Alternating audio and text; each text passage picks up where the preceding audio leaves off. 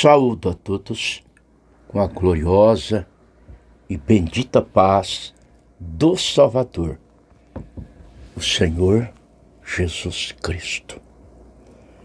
Neste sucinto vídeo, eu quero refutar, desmascarar a teoria da reencarnação.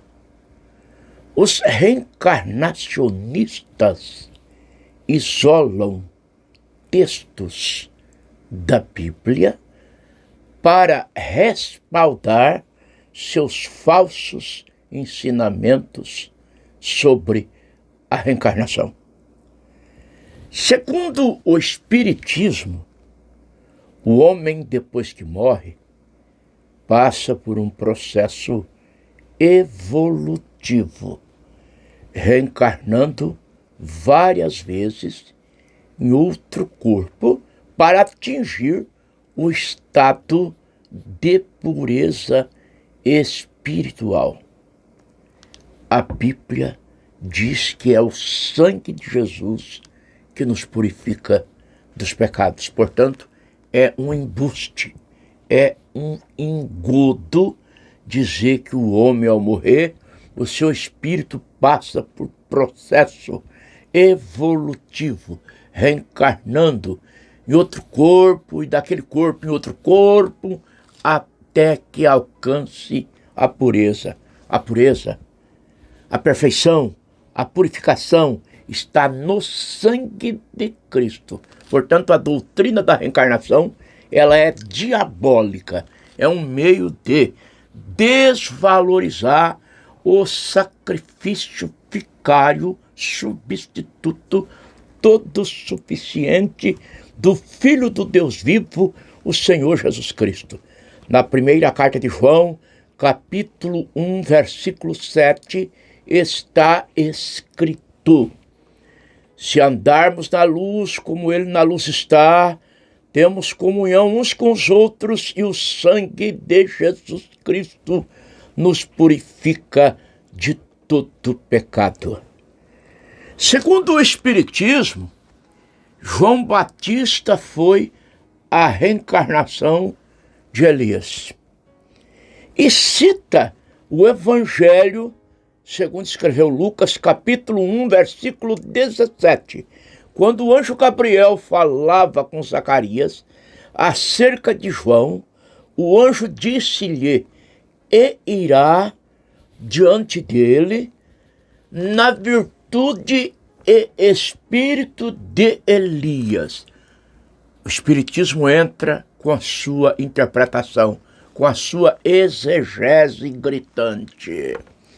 Se o anjo disse que João Batista veio na virtude e no espírito de Elias, então João Batista é Elias reencarnado.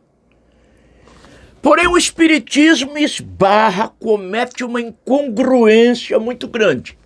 Porque, segundo ele, segundo o Espiritismo, para reencarnar tem que morrer. Segundo o Espiritismo, para reencarnar tem que morrer. Eu faço uma pergunta: Elias morreu? Elias não morreu. Ele foi levado ao céu e um redemoinho, segundo o livro dos Reis, capítulo 2. Se ele não morreu, como que João Batista foi a sua reencarnação? A explicação correta para Lucas, capítulo 1, versículo 17, irá diante dele na virtude e espírito de Elias, é que João Batista veio na unção que estava em Elias, com as características de Elias. Inclusive, Elias denunciou o relacionamento pecaminoso, o casamento misto, pervertido de Jezabel com Acabe. João Batista denunciou o relacionamento adulterino de Herodias com Herodes. Vejam bem isso. Um outro engodo do Espiritismo é estabelecer um elo chamado mediunidade, dizendo que através desse elo os vivos legitimamente se comunicam com os mortos. em Deuteronômio capítulo 18, versículo 11, Deus proibiu terminantemente essa prática. Ela é abominável, ela é pecaminosa, e os demônios podem muito bem se disfarçarem como se fossem espíritos de parentes teus que já morreram, pois se Satanás pode se transfigurar até em anjo de luz, segundo a carta aos Coríntios, capítulo 11, versículo 14, por que ele não pode personificar uma pessoa que já morreu?